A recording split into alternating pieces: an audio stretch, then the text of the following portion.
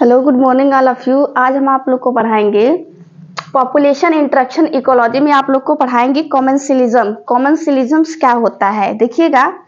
Commensalism के relationship में आप लोग को बताए थे, अगर एक स्पीसीज को फायदा हो रहा है तो दूसरी स्पीसीज को ना तो फायदा होगा ना ही नुकसान होगा। ऐसे रिलेशन को बोला जाता है कॉमेंसलिज्म। ठीक है, एक स्पीसीज को फायदा हो रहा है, दूसरी स्पीसीज को ना तो फायदा हो रहा है ना तो नुकसान हो रहा है, ऐसे रिलेशनशिप को बोला जाता है कॉमेंसलिज्म। कॉमेंसलिज्म में एक बात और याद रखिएगा, कॉमेंसलिज्म में जो बड़ा एनिमल रहेगा, बड़े एनिमल्स के साथ जो होता है छोटा एनिमल जो रहेगा, जो छोटा एनिमल्स रहेगा उसको फायदा होगा, बट बड़े एनिमल्स को ना तो फायदा होगा ना तो नुकसान होगा। ऐसे रिलेशनशिप को बोला जाता है कॉमेंसलिज्म। इसमें जो होता है वन स्पीसीज, एक जो स्पीसीज जो होती है वो बेनिफिटेड होती हैं, अदर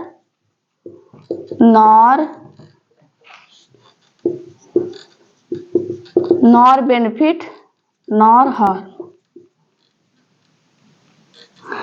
दूसरे को ना तो हार्म होता है ना तो बेनिफिट होता है, लेकिन एक को क्या होता है, बेनिफिट होता है। ऐसे रिलेशनशिप को बोला जाता है कॉमेंसलिज्म।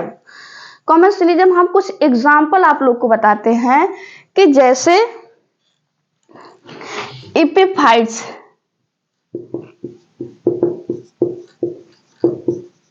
एपिफाइट्स जो होती है, एपिफाइट्स का मतलब होता है जो प्लांट्स के ऊपर सरवाइव करे, प्लांट्स के ऊपर रहे। एक है ऑर्किड्स। ऑर्किड्स एपिफाइट जो होता है, ऑर्किड्स के ऑर्किड जो होता है ये एपिफाइट्स नेचर के होता है। ये रहता है किसके ऊपर, मैंगो ट्री के ऊपर।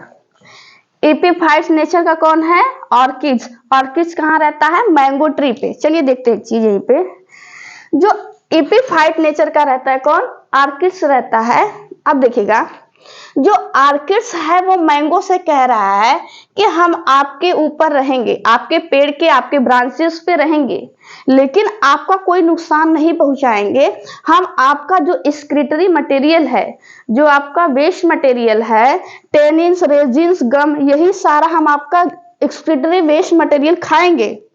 तो मैंगो ने कहा कि चलिए ठीक है, आप हमारा एक्सक्रीटरी मटेरियल खाएंगे, आप हमको कोई नुकसान नहीं पहुंचा रहे हैं, लेकिन हमारा तो न्यूट्रिशन ले लेंगे आप। वो कहा नहीं, आपका न्यूट्रिशन भी नहीं लेंगे, हम क्या होता है इन्वायरमेंट्स में जो मॉइस्चर है उसको ले लेंगे। कौन, ऑर्किड्स।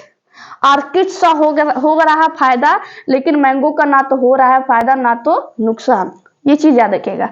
अगला एग्जाम्पल है जो व्हेल फिश है। कौन fish, whale. Whale fish, whale fish के जो बैक पे आ जाती है बार्नेकल्स। ठीक है, बार्नेकल जो होती है वे व्हेल फिश के ऊपर आती है।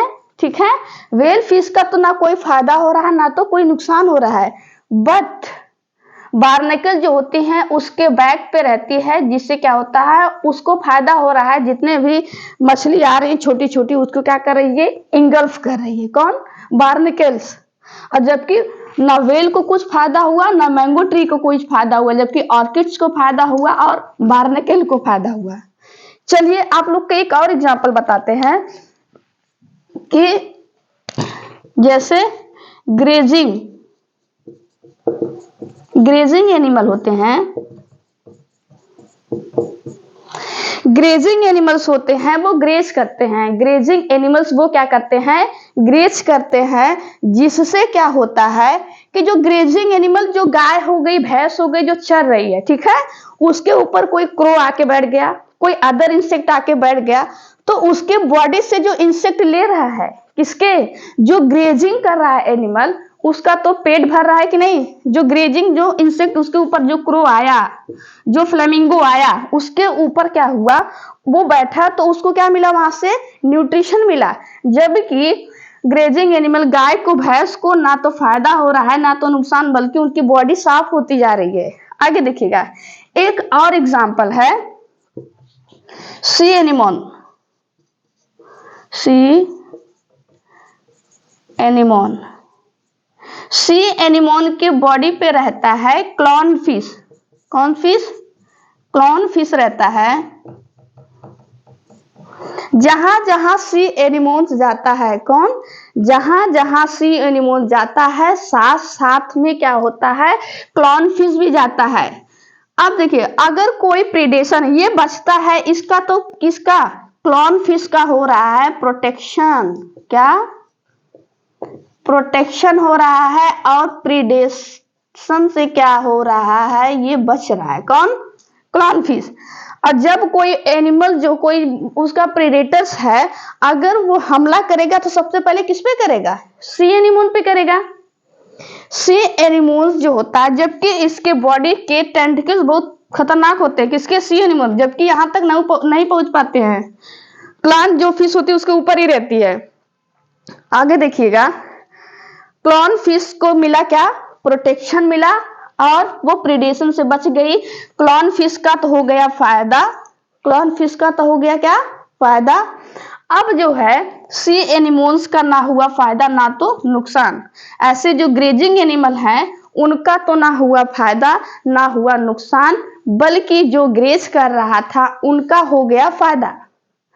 ऐसे ही जो वेल फिश है उनके ऊपर बार्नेकल्स जो रह रही थी उनका हो रहा था फायदा, और वेल फिश का जो ना तो हो रहा था फायदा और ना हो रहा था नुकसान।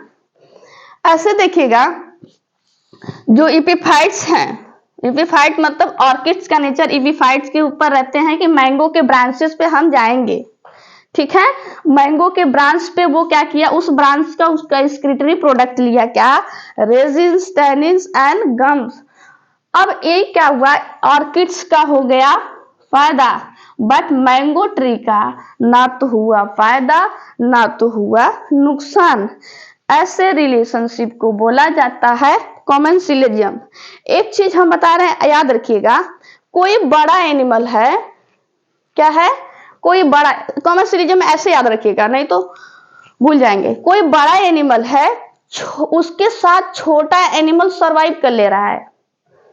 ये कोई ये ए और ये बी,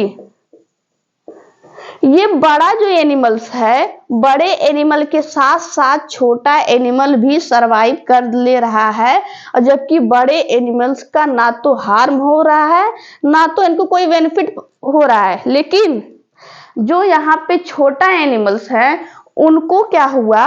फायदा हो रहा है बड़े वाले के साथ में रह के।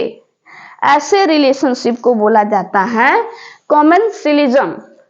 कॉमेंसिलिज्म में याद रखिएगा, one species are benefited, other species are not benefited और नॉट हार्म। जबकि अदर स्पीसीज को क्या हो रहा है?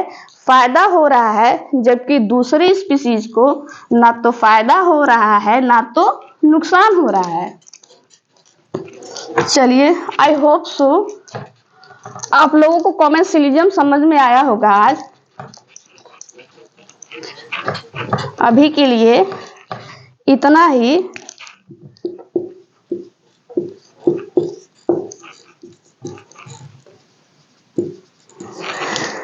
Thank you, bye bye, take care.